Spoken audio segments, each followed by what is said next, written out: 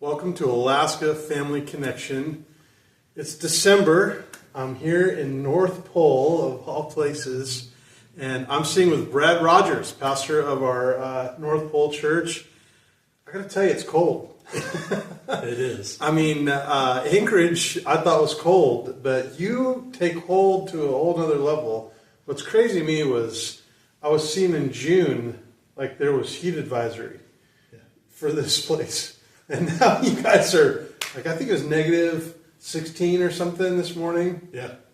Just unbelievable. Yep. So, Brad, you're no stranger to Alaska. No. You've been here for quite a while. Tell us a little bit about how you came to Alaska in the first place. Well, I first got here in 1983. I was serving in the Air Force. And I was stationed at Eielson Air Force Base, which is just down the road here. Okay, wow. Yeah.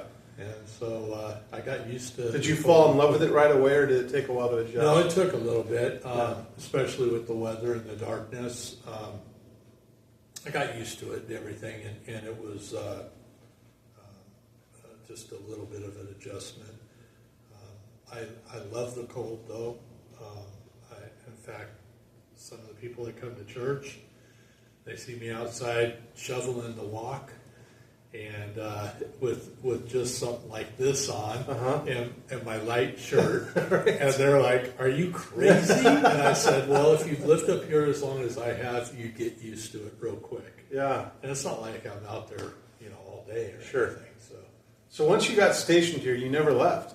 I mean, do you stay? So I left. I left one time, and I left for. I got homesick. Left for about a year. Okay. It was about a year and a half, something like that, and I came right back. Yeah. It was like, no, I need to be in Alaska. Yeah. And so I came right back, and I've been up here ever since. Wow. It's way better than where I come from. California is just not the best place to be, right. Especially in LA. Yeah. Where I'm from, and so it's a lot better lifestyle up here and everything. Sure. So. Now, you got saved later in life. Yes, I did. And you got called in a ministry later in life. Yes. Tell me about that calling of ministry. How did that come about? So, right after in my second marriage, which I married Nanette, as my wife, once I married her, she was going to the Nazarene Church in Nikiski. Okay. And so we decided that's where we're going to continue to go. Yeah. And so we went there, and our pastor at the time was Pastor Tim Shea, and he was preaching in January. It was January 18th, 1998, I believe. Wow. And he was preaching a message about listening to God, and it was boom. That was it. I mean, we were in the very back row in the Nikiski Sanctuary. I was sitting. Brad warns people, don't sit in the back row. Yeah. God will reach you even there. I was sitting in the very back row, right next to the exit door, one of the exit doors, and God said loud and clear, "I want you to lead my children." And I thought, he meant to lead children. Yeah. Little kids. Sure. And so, after the message and everything, I went down and talked to the pastor. Pastor brought us down. He prayed over us and everything. And, we didn't jump on the bandwagon right away. Of course, we waited for confirmation and everything. And so things started to happen with children's ministry. So I'm like, this is it. It's being confirmed. Well, lo and behold, I was 2 years into Bible college, and I was studying to be a deacon on the deacon track for a children's pastor. Just to clarify, so we have a deacon track and an elder track. Right. Elders are more called to usually be lead pastors and to preach. Right. And deacons are more of like your associate pastors, like children or worship. Yeah, you're more of a teacher type Yeah. thing. And so So, and I thought that's where God had me, and God was telling me that in my second year, and he's like, no, I don't want you to do that. I want you to lead my people, my children. Wow. You know, and I was like, oh, how could I get that wrong? So I went ahead and I switched tracks. Of course, I had to take extra classes and stuff like that because things were, you know, with the children's ministry, I was taking children's type classes and learning about children and how they think and, you know, stuff like that, and how to minister to them. So I had to refocus and get set up on the elder track, which was a lot different. And of course, I took some preaching classes and theology classes and things like that. So it was really good. I really appreciated the education that I did get at NBC. It was a great school. And it was all online, so you didn't have to leave. You could still... Yeah, which was really nice because at the time I was still going through custody issues. Both my current wife and she had her custody issues, and I had my custody issues. So we were still going through that, and so it really helped. It was very beneficial for me to do things online. I can't imagine how it would have went if I was there on campus. Yeah. It would have been a whole lot different. So, I mean, you've been all over the district. You served in Nikiski, working with kids. Right. Then you served for a while at Wasilla Lake, and you were working with kids there, but you also were teaching at the school. And then you pastored West Valley Church. Right. And then this opportunity comes to North Pole. Yes. I mean, were you ever dreaming that you would come kind of full circle of where this started, Alaska? No. Yeah. That was the last thought on my mind. I never would have thought. And that only came about at a pastors and spouses retreat. And again, it was during a preaching service. Yeah. And Dr. Bob Broadbooks was here preaching. And I was sitting towards the back again. Oh, you got to quit sitting back there. I'm telling you. I was towards the back. Nanette was up towards the front. Okay. And so I was sitting up in the front, but I had to go to the bathroom. Okay, so I left and I came back and I sat towards the back because I didn't want to disrupt anything. Yeah. So I was sitting back there and I'm listening, and all of a sudden he tells me, God's saying, the pastor in North Pole is retiring. I need you to go and serve in North Pole. Wow.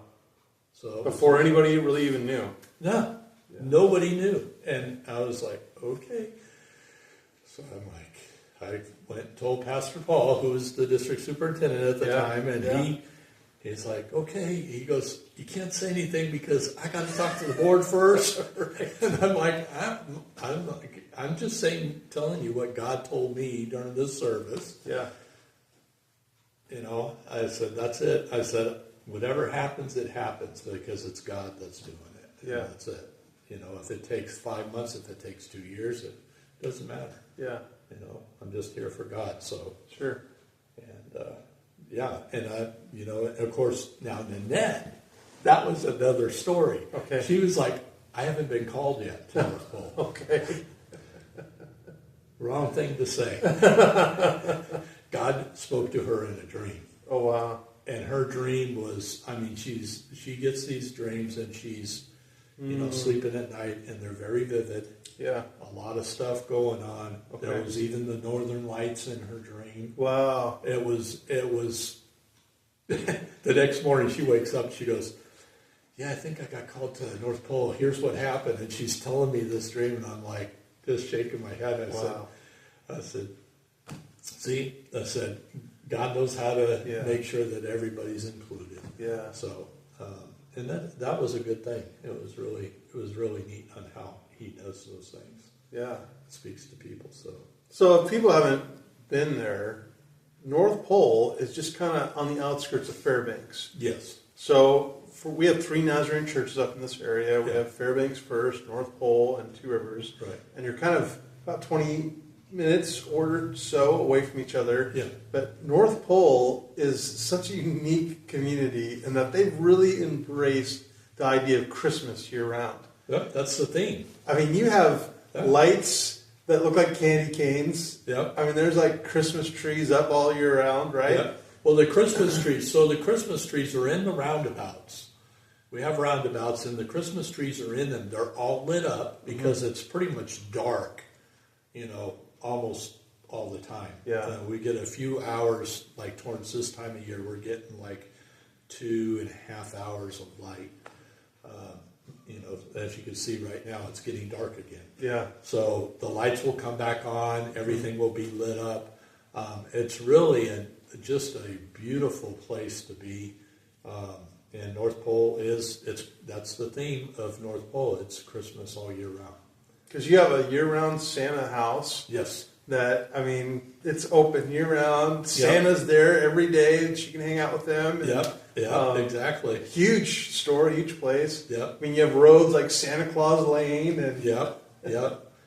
There's roads that are named after different things. Even in the store, I don't know if you noticed it, but next time you go into Safeway, look at the aisles. Okay. The aisles are named after reindeer. No kidding. Yes. It's really amazing. I just noticed that, and I don't know when they did. They did it sometime within the last few years. Yeah. But I just noticed that probably about a year or two ago. That's really cool. And I asked my wife, "Did you ever see that?" And she goes, "Yeah, I've seen that." And I'm Okay. like, "I don't know. I guess I haven't been very observant, but yeah, they're there." Wow. That's pretty neat. Now, I gotta brag on you for a minute. Sure. You invited me up here for this weekend because you were doing an outreach to your community. Yes. And I'm traveling the district. I don't know how many churches tell me we don't have any kids. We don't have, our church is in decline. And you really do great outreaches. And so you invited me because you do this gingerbread house that you invite kids. Yeah. And you've outgrown your facility. Yeah. And now you go to the senior center, the Santa Senior Center, to do this. This was incredible to me last night. You took out a Facebook ad, so that way people could know about it. They could sign up their kids. Right. And so I think we were talking last night, you had probably $300-400 invested in advertising, renting the place, and then all the materials. Yeah. And you probably had 30 people from the community, lots of kids. Yes. And they were making these gingerbread houses, having a great time. Everyone's having a great time. But here's what I loved.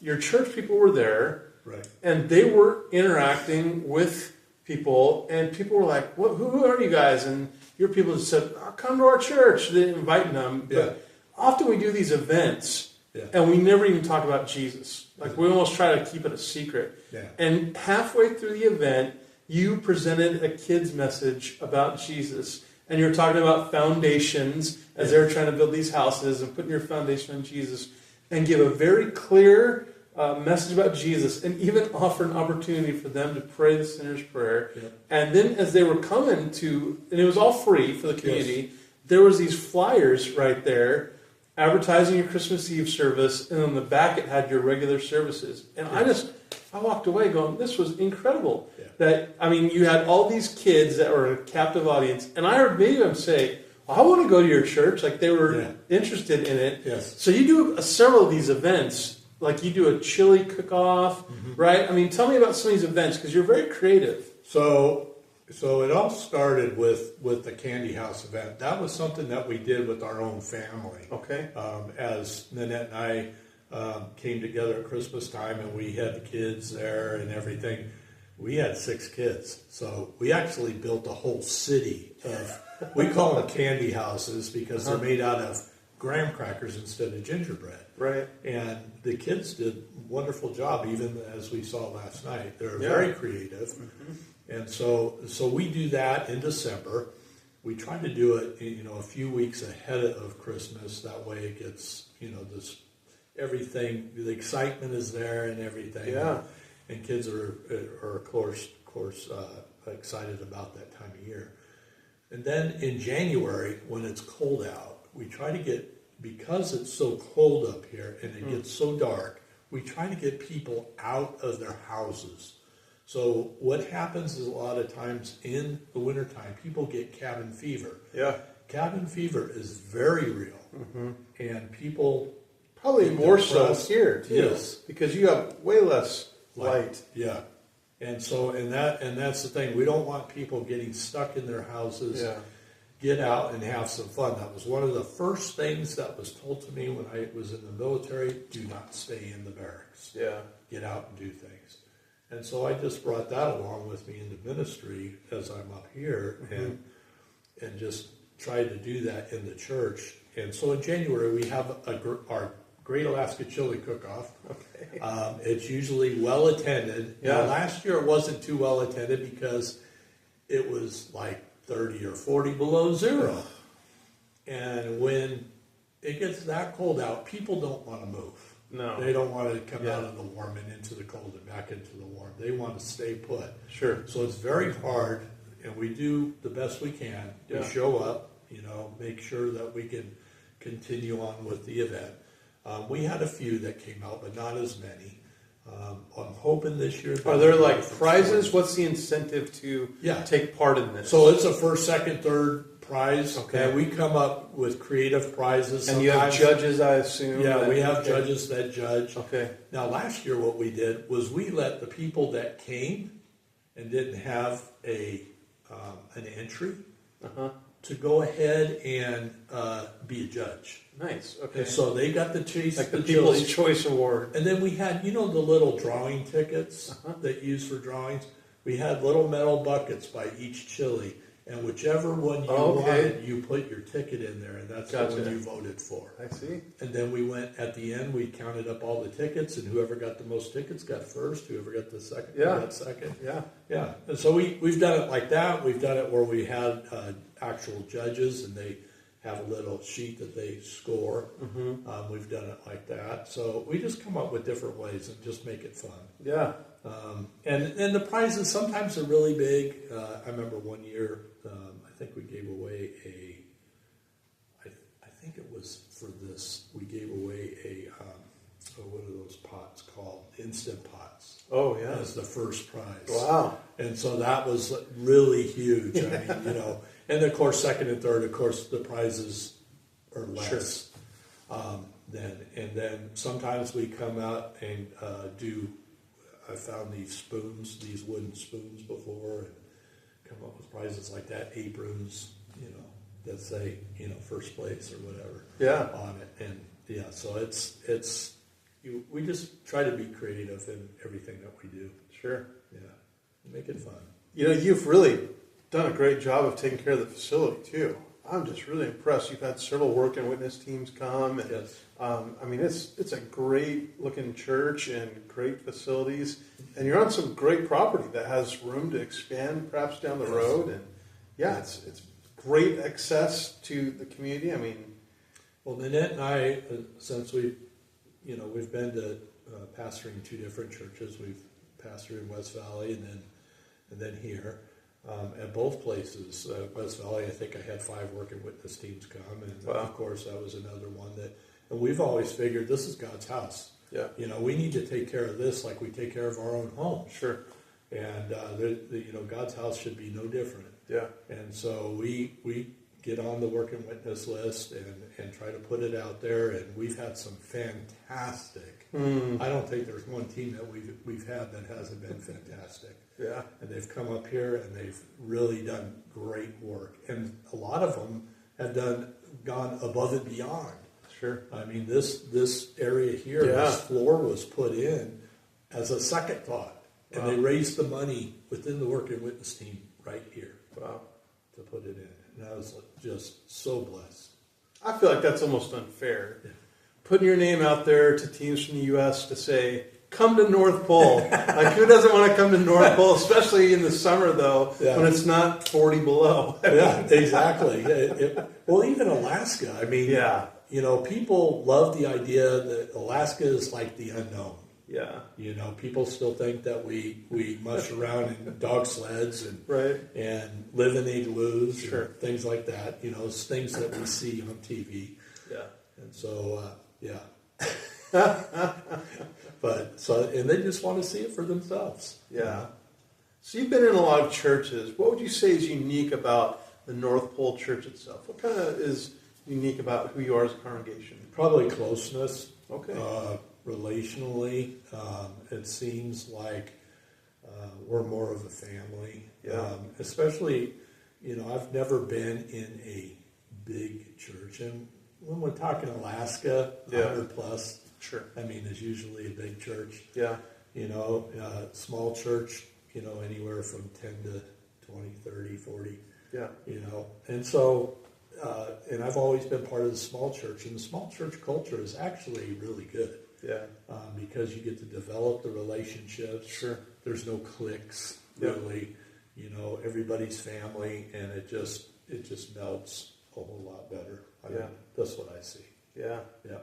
One of the beautiful things I think, at least I've observed, is you and Annette just seem to be such a great team. I mean, she's right there with you. She really is involved in ministry. I mean, has that teamwork always been there? Tell me a little bit about that. Probably at the beginning it was a little rough. We knew going into our marriage that we were coming in with baggage. Yeah. And you were like a true Brady Bunch family. Oh yeah. You each had 3 kids, and you bring them all together. Yeah, and it wasn't. The guy had 3 boys and the girl had 3 girls. Yeah. It was. She had 2 boys and a girl, and I had 1 boy and 2 girls. So it was a little bit different. Yeah. In fact, Nanette, when we first got married, Nanette developed a website that was called Roger's Ark. And that was our website. And we would, share things, about ministry and our family on that website. Yeah. And it went well for a while, and then, of course, we disbanded that and went on from there. But, it's one of the things when you have a family like that, and it's a mixed family, where, especially, not only it's not mixed by marriage, but it's also mixed racially. Yeah. Because she's Filipina. Sure. And, and of course, I call myself a mixed European. I don't say white. So I like using the term mixed European. That's who I am. Uh-huh. So, but so that's a little bit different. Bringing 2 cultures together is a lot different. But she has been just a godsend. Mm. She does a lot for the church. Yeah. She does all our sound. She does our computer work. She does our advertising. She does, all that stuff yesterday. All the mortar that was made for the candy houses. She made all that. I helped about that much. So she does quite a bit of that stuff. And she seems to enjoy it. It doesn't seem like a burden, at least to me. No. She steps right in and goes after it full bore. And it's like, and she works full time. Yeah. Plus has a business on the side of that. So wow. It's amazing that she's able to do what she can get done. Yeah. So, yeah. It's great when there's a sense of teamwork. Oh yeah, for sure. Definitely. Yeah. Definitely. And I accept it all because I can come up with the ideas and stuff. Right. But I'm not one of those creative type people to get it going. Sure. Yeah. So, yeah. So when people see this video and they think about North Pole, is there a couple ways that people might be able to pray for you and the congregation? Yeah, definitely. One area that I've been working on myself that's really hit me hard in the last year or so with losing people and stuff like that is to pray that the Lord will help me to close this and listen to what people have to say. I think sometimes that's a downfall for many of us, but for me it's definitely a big downfall, and I need to be able to hear what people are saying more rather than telling them what to do. Yeah. So, and leading in that way where I can listen more, listen to their heart, listen to what they have to offer, instead of just, shutting down and preparing my answer before they even finish talking about what they're wanting to say. Sure. So, I think that's probably the biggest thing right now for me as far as prayer for myself. Yeah. Prayer for the church, that God would just continue to move in people's hearts, that people will step forward in leadership, and that others in the community will see North Pole Church of the Nazarene and want to be here as part of our family. Yeah. I think that's a big thing. Yeah. Being able to do that. Let me encourage you, if you ever have the chance to come to North Pole, you've got to check out this community. I'm sure if you talk to my friend Brad, he'd give you a tour. Yeah. He'd show you what you need to see. I mean, it's a really great community. And, Yeah, and it's if we just can fun to work be. it, I mean, so Nanette's brother-in-law and sister live up by Two Rivers Church of the Nazarene, Right. up on Chena Hot Springs Road. Yeah. They have a 300 to 400 acre farm that has about 30 head of reindeer out there that Wow. they raise. Yeah. And if we can work it in Uh-huh. to where we can get a tour up there, that would be great. Yeah. It's always a good thing to see Yeah. and experience. Sure. I mean, Santa's house has their own reindeer and stuff, Uh-huh. but my brother-in-law's reindeer are so much nicer and bigger, and I mean, they're really neat, and they breed them every year. So Yeah. yeah. So talk to Brad if you ever find yourself wanting to go on a road trip to North Pole. But I'm serious. When you see this guy at District Assembly or other events, talk to him about outreach, because I really think he's got some ideas and he's doing some great things that any church could do to implement to be a blessing to their community. And I think, I mean, the thing also I loved about your event was you prayed a month beforehand Yes. over that event. You Yes. prayed before it started. You prayed for it at the end. And Yes. I really think there's going to be some great fruit. So if you're going, man, our church is struggling how to reach out to our community, talk to Brad. Yeah. He'd love to share some ideas with you. And some of the stuff that he's doing, I don't think is so complicated that any church can do it. So, Yeah, and I really, so the idea of getting out of the church and into the community, yeah. It didn't hit us until probably about the third or fourth year we were here. Yeah. And I'm like, no, we are the church. Yeah. The building is not the church. Yeah. And if we need to be out there in the community, Yeah, that's where we need to be. Yeah. And so if we have to rent a place or something like that to have our event, to be out there in the community, Sure. away from the church, Yeah. the building, Yeah. then do it. Yeah. I mean, I think we've had much more success doing it that way. Yeah. The people have gotten much more involved in it, Yeah. and the community loves it. Yeah. Yeah. That's awesome. Yeah. Well, it has been a privilege to be here in North Pole. Thanks, Brad, for what you're doing. I mean, you do a lot of work for the district. You've done a lot of work in churches, so thanks for the work that you're doing. And I want to thank you for watching this Alaska Family Connection, and we're going to see you real soon. Merry Christmas.